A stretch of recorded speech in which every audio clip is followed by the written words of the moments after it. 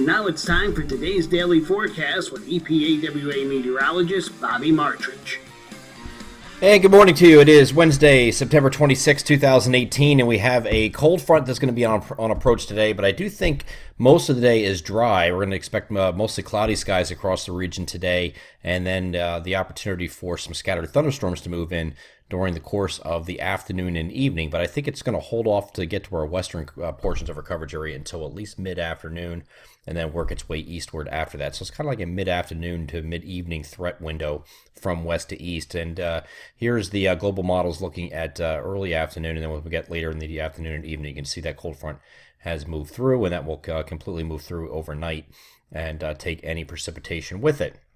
So let's get over the NAM high-res future simulator radar. I'm going to start this off at 4 p.m. on Wednesday. And you can see you have some very scattered activity here. Now, I do want to make mention that the Storm Prediction Center has been very bullish with severe weather potential for today. And this is going back for a couple days now. They've had a slight risk over the entire region at the time this video was recorded, and they have not deviated course from that. So what they're seeing is not a widespread event.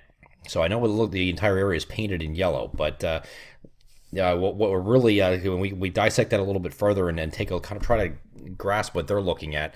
If you look at the model soundings, some of those soundings, especially out in these areas, right here in eastern Pennsylvania, maybe up to about the Delaware River and maybe northern New Jersey, those are showing some potential for some microbursts, and that is just a very water-loaded column all the way up to about 6 kilometers in the atmosphere, and there's some winds up at that level that are about 40-45 knots. So the thinking is that if you have some heavy rain falling in a thunderstorm, the heavy rain can actually aid in the downward transport of those winds at that level and bring them down to the surface. So if you have 40 to 45 knot winds, that can give you winds that are maybe not severe but approaching severe. And if you have, it would just be in isolated cases where that would occur. Microbursts are not a widespread thing along a line. They are just widely hit or miss. So some areas could experience that. And because we've had so much rain over the past 3-4 months, the ground is very, very saturated. It will not take 60 miles per hour or greater to take down trees and tree limbs. So just keep that in mind. 40 to 45 knots brought down to the surface.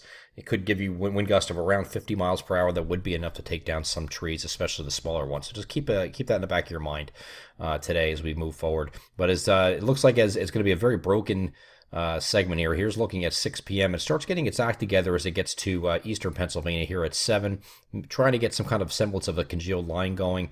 And this is not an exact depiction of what it would be. It could be a little bit more organized than this, or maybe even a little less.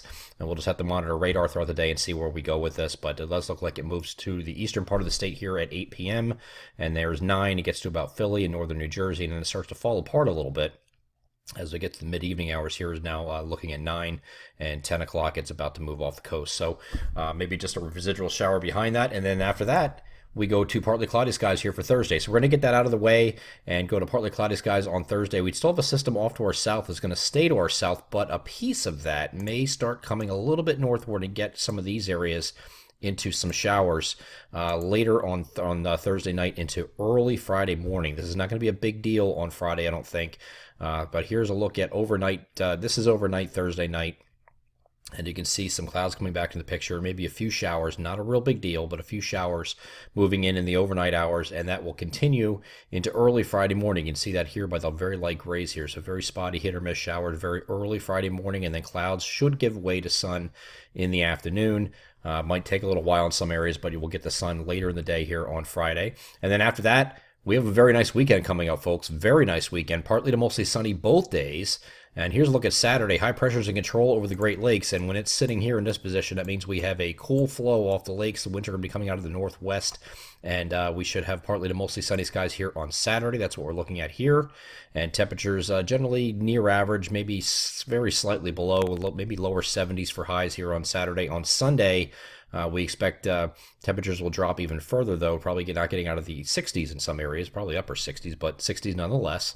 And high pressure radar over top of the region and should be another partly to mostly sunny day here on Sunday. So fantastic weekend coming up, and no threat for rain on either day.